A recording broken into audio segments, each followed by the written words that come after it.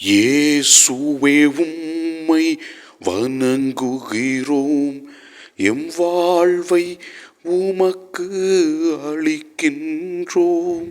ஆண்டவரே இயேசுவே, உமது அருள் பிரசன்னத்தின் வழியாக நீர் எங்களுக்கு எவ்வளவோ அற்புதங்களை செய்து கொண்டிருக்கிறீர். எங்களுக்காக நீர் சிலுவையில் மரித்து எங்களை பாவத்திலிருந்து மீட்டெடுத்திருக்கின்றீர். நீர் செய்கின்ற எல்லா நல்ல செயல்களுக்காக நன்றி சொல்லுகிறோம். முதல் வாசகத்திலே நாம் இவ்வாறு வாசிக்கின்றோம்: புதிய உடன்படிக்கை செய்து கொள்வேன், பாவங்களை நினைவு கூற மாட்டேன் என்று முதல் வாசகத்திலே நாம் வாசிக்கின்றோம்.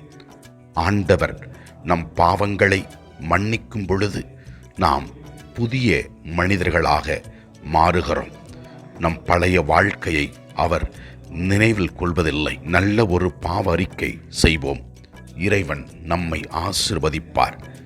இரண்டாம் வாசகத்திலே நாம் இவ்வாறு வாசிக்கின்றோம்: கீழ்ப்படிதலை கற்றுக்கொண்டார், அனைவரும் என்றென்றும் மீட்படைய காரணமானார் என்று. இயேசு கிறிஸ்து தனது வாழ்க்கையின் வழியாக அனைவருக்கும் மீட்பை கொண்டு வந்தார்.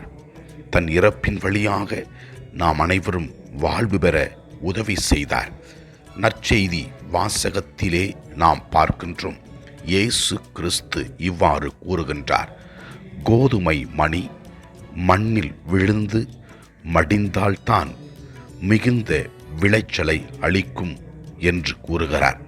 இயேசு கிறிஸ்து நமக்காக இறக்க வேண்டும் என்றும் அவருடைய இறப்பு நம் அனைவருக்கும் வாழ்வை கொண்டு வரும் என்றும் ஆண்டவர் இயேசு கிறிஸ்து தெளிவுபடுத்துகின்றார். எனவே இந்த நாளிலே ஆண்டவரின் அருள் பிரசன்னத்தில் இருக்கின்ற நாம் ஆண்டவரின் அருளை உணர்ந்து இறைவன் கொடுக்கின்ற வார்த்தைகளை நம்பி நம் வாழ்க்கையில் மாற்றங்களை ஏற்படுத்தி நல்வாழ்க்கை வாழ்வோம். அப்பொழுது நாம் ஆசீர்வதிக்கப்படுவோம், நம் வாழ்க்கை ஆசீர்வதிக்கப்படும். ஆண்டவரை நோக்கி நமக்காக, நம் குடும்பத்திற்காக, நம் தனிப்பட்ட வாழ்க்கைக்காக ஜெபிப்போம்.